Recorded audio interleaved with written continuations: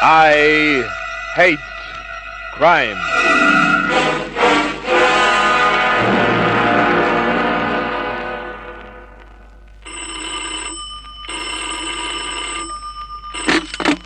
Larry Kent, Private Investigations. It's the Paramount Insurance Company. Sorry, I've got some. I'm ringing for the claims manager, Miss Lawrence.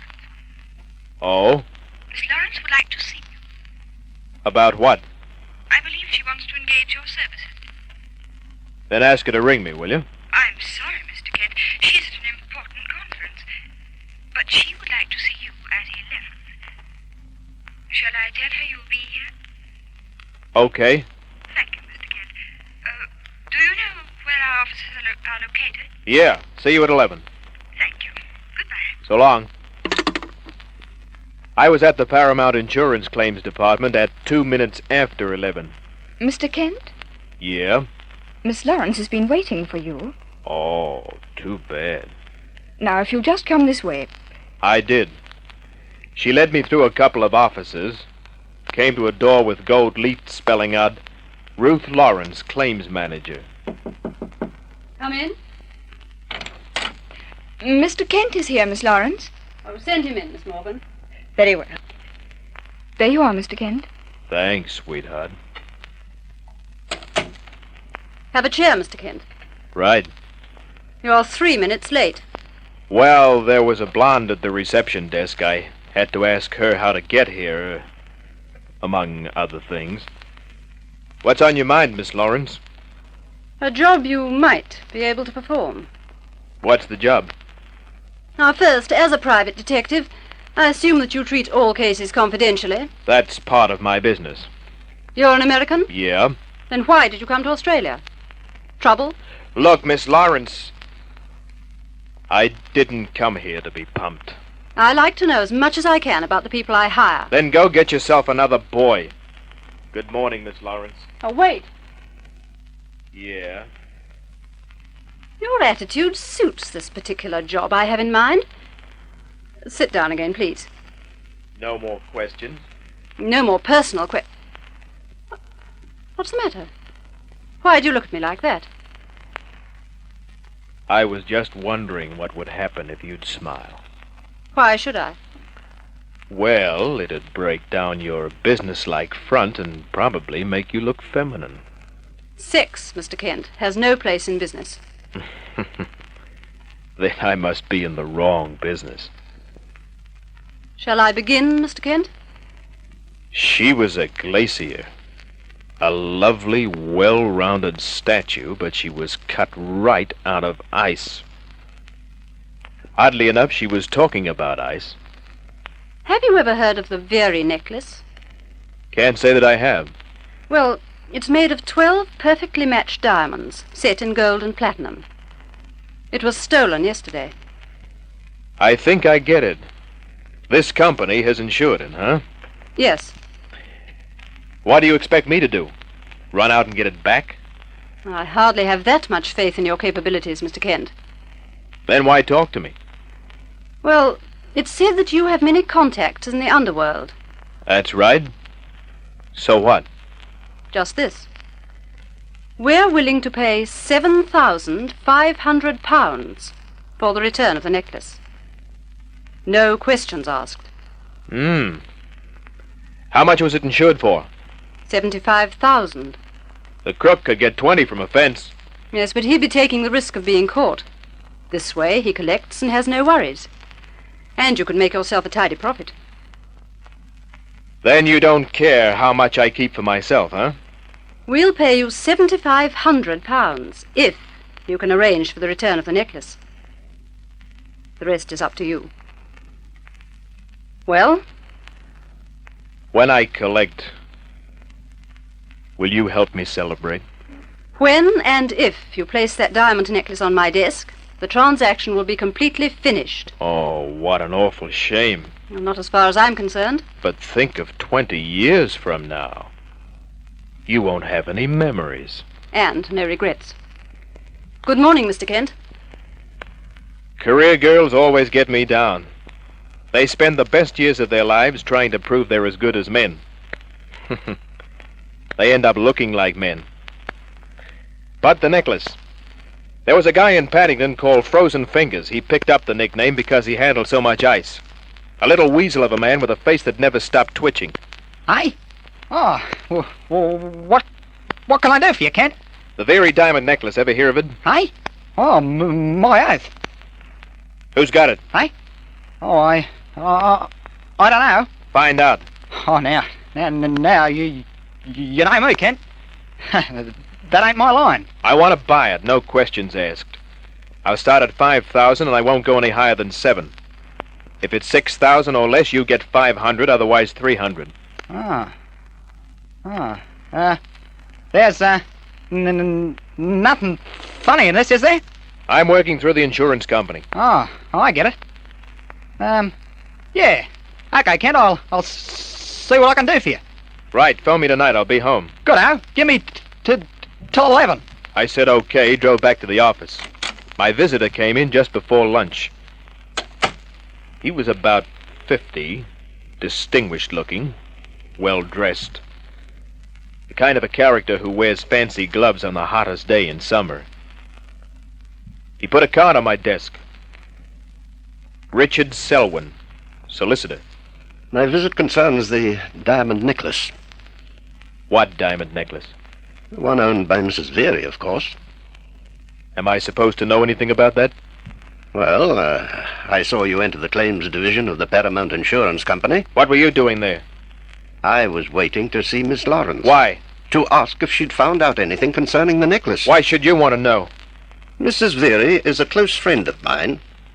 In fact, when she suffered a nervous breakdown 6 months ago, I was given power of attorney over her estate. So? That diamond necklace means a lot to Mrs. Veary, quite apart from its value, and I'd like to see it returned. Keep talking. I want to get your angle. It's this, Mr. Kent. Mrs. Veary is dying. She can't possibly live more than a few months. Go on. It was she who discovered the theft of the necklace. She kept it in a safe in her bedroom. Just a minute. Yes? According to what you say, she's an invalid. Yes. Then how would she discover the necklace was missing? She spends a few hours each day in a wheelchair. Oh. Don't stop, Mr. Selwyn. Well, to get to the point, Mr. Kent, I would like that necklace. So would I. Well, put it this way. I would rather you brought the necklace to me than to the Paramount Insurance Company.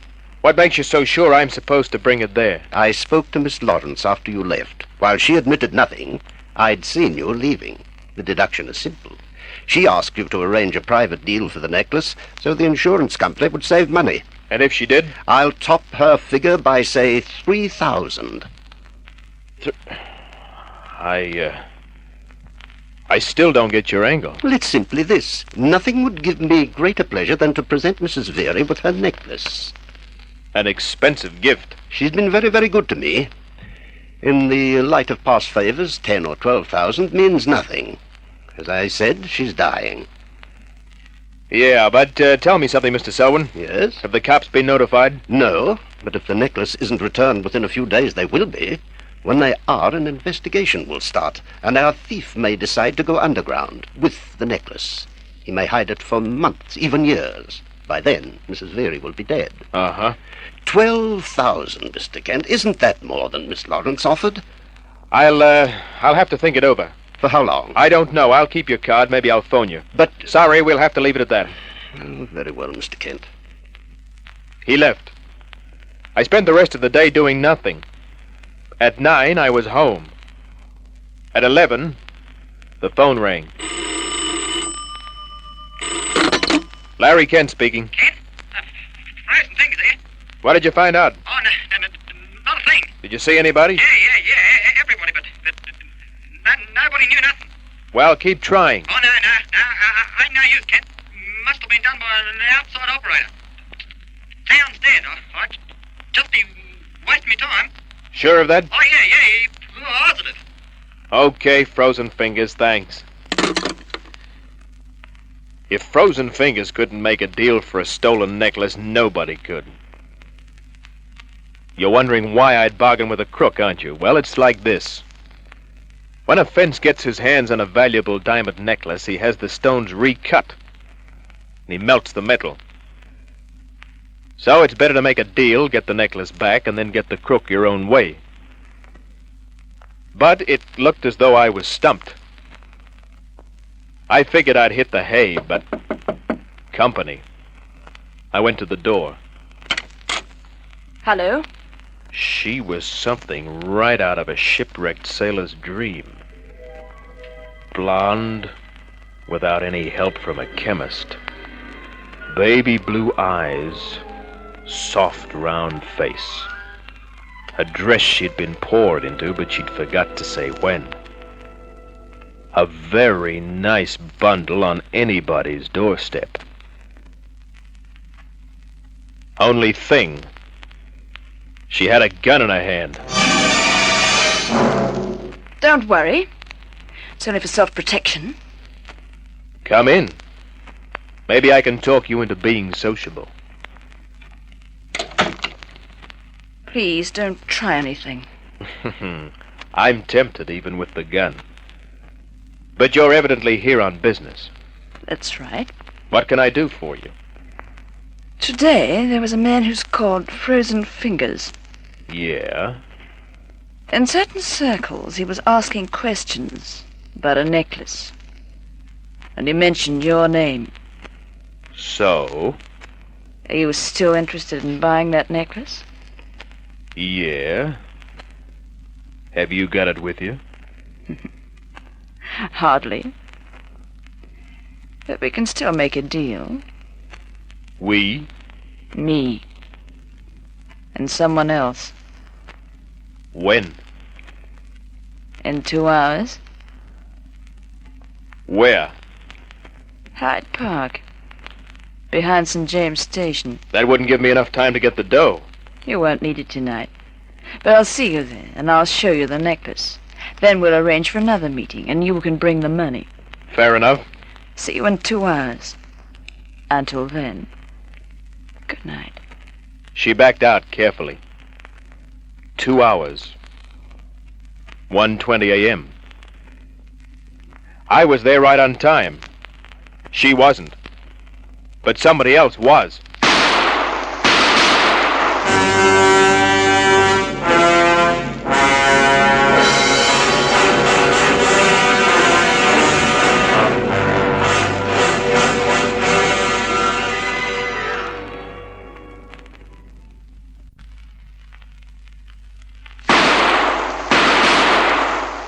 I dropped after hearing the first shot. When the second one went off, my face was against the sidewalk. I was holding out my gun. I saw the flash of the third, but I didn't even bother to shoot. Why? Because it came from 100 yards away. To hit anybody at 300 feet with a revolver, you've got to be Annie Oakley or lucky enough to win the lottery. I got up and started running. My man was gone, if it had been a man. I went too, not wanting to talk to the cops at that stage. For a couple of hours that night, I lay in bed thinking. First thing in the morning, the phone book gave me an address. That's where I went, to the Veery place. Private detective? She was young, in her middle 20s. Brown hair, good profile. Right from the floor. Please come in. Thanks. I'm June Veery. Mrs. Veery is my aunt. Uh-huh. Can I see her? I'm afraid that's impossible. She's not well at all. But I've come about the necklace. Oh, do you know something about it? Not as much as I'd like to know. I don't understand. I told her how the Paramount Insurance Company had hired me, but I left out the rest. I see. But Aunt Grace couldn't help you. You never can tell. I'd just like to ask her some questions. I'm sorry, Mr. Kent. The doctor's just been. Aunt Grace has been so upset about the necklace. The doctor gave her something. Oh. But perhaps I can help you. Yeah, maybe you can. What do you want to know? Oh, a lot of little things that may not mean anything. First, who's Richard Selwyn? Why, he's Aunt Grace's solicitor. Good friend? Well, they've known each other for 20 years. Do you like him? He's always been very nice to me. Do you live here? Yes, All your life? only for the past 5 years, since my parents died. Get along with your aunt? I'm very fond of her. I'll bet that goes both ways. Yes. Now that necklace, I guess it means a lot to your aunt. It was given to her by her husband. He died soon after they were married. No children? No. The necklace is insured for $75,000, right? Yes. What value would your aunt place on it right now? There's no value as far as she's concerned. All the money in the world wouldn't have bought that necklace. But everything has a price, June. Mr. Kent, my aunt is dying. The necklace was given to her by her husband. Can't you see what that means? I had a general idea, but I wanted to be sure. Thanks. You're going now? Yeah. Oh, Mr. Kent, do you think you can get that necklace? Yeah.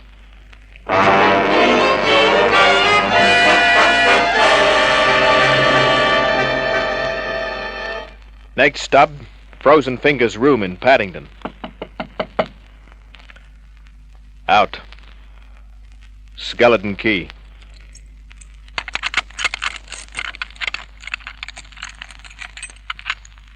It worked. The place looked bare. I had to look around. Nothing in his cupboard. Nothing anywhere. Frozen Fingers had packed up and hit the road. Why? Another trip. This time outside somebody's house. Then a tail job. But nothing happened. At least nothing I was looking for. The next day, ditto. But the third day, results. My tail job took me to an apartment building. When my tail job left, I entered. 2 dames on the directory in the hall, Miss M. Blake, Miss R. Fleming. I tried Miss Fleming. She was thin, hawk-nosed. Sorry, I said, wrong flat. Then I tried M. Blake. You? Yeah. Oh, you shouldn't have tried keeping me out. I'll I scream. used to sell vacuum cleaners. I tell you, I'll scream. Open your mouth wide enough to try it and I'll flatten you. What do you want? First, just to be sociable, what does the M stand for in your name? You're the private detective. Pig! Listen, sweetheart. Hitting dames isn't my specialty. But when they try to make you imitate a duck in a shooting gallery, it's different. Now, M is what? Millie. That's the girl. From now on, my questions will be more important. What's so funny? You. The great private detective. I was good enough to track you down. Through your partner. But that's as far as you'll get. You got nothing on us. There were the 3 shots fired at me. You're the only one who's sure they weren't backfires. There's Frozen Fingers. He knows something. But he's not here. What did you do with him? We sent him on a holiday. He's perfectly all right. Thanks, sweetheart. That makes the picture complete. But you still can't do anything. Not a thing. Mr. Kent. I could tie you up and then gag your pretty mouth. That'd be silly, wouldn't it? It'd keep you from using that telephone. So just relax, sweetheart, and don't struggle. Don't make it too tight. I'll try not to. That telephone flex ought to do the trick. Yes. I pulled the telephone wire from the wall, walked over to the phone. Then she moved. You! She grabbed an ashtray, threw it. I lifted my arm. My left arm went numb. I won't miss again. She never got the chance to try. Oh. Nice and gentle, I tapped her on a nerve just below the left ear. Then I tied her. Gagged her. Made sure she was comfortable on the couch. She came to just as I finished. So long, sweetheart. Nice kid, Millie. Next move. Second story work. A complete search. Success. Then out to the Veery place. A question. Yes. My aunt is away. Good. Now listen, June.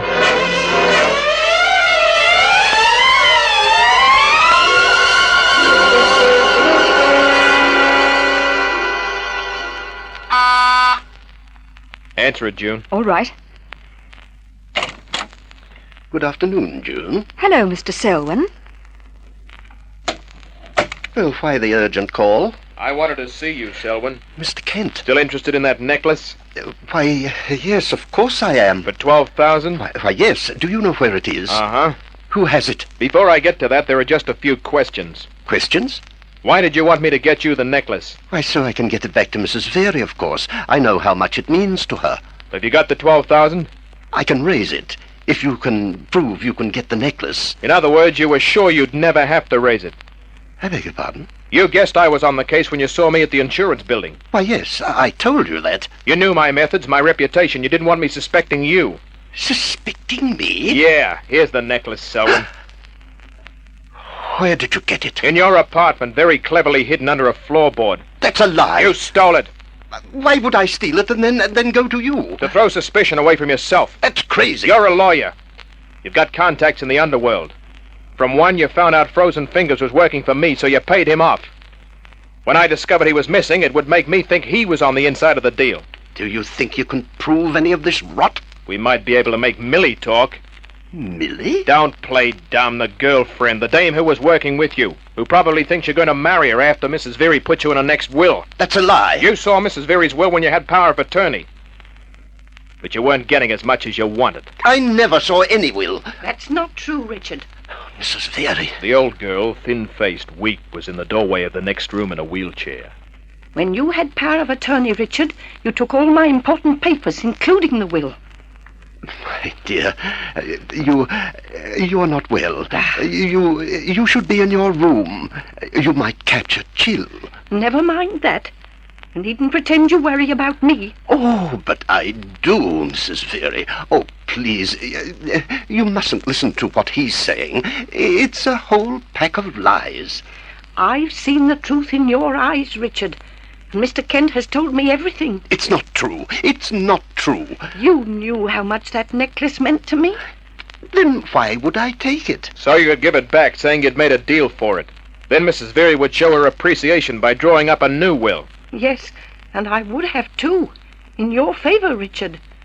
Now, however, you get nothing. I think he should get something, Aunt Grace. So do I. Oh, God. I threw him out. Later, I had June phone the Paramount Insurance Company. Then I went to see Miss Ruth Lawrence, the iceberg. Congratulations, Mr. Kent. Thanks, honey. Miss Lawrence, if you don't mind. Uh-huh. I suppose you feel entitled to a bonus. Mm-hmm. I'll have a check made out to you. That part of the bonus can wait. Mr. Kent, your arm. I'm gambling I warn you. on the fact that you might be human. Mr. Kent, I insist that you...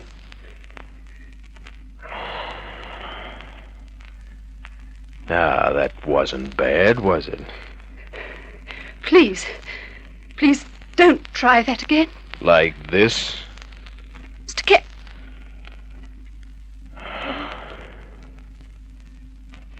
Still mad? Mad? What have I been doing with my life? Fellas, here's a tip. When you start an iceberg melting, watch out. Good night.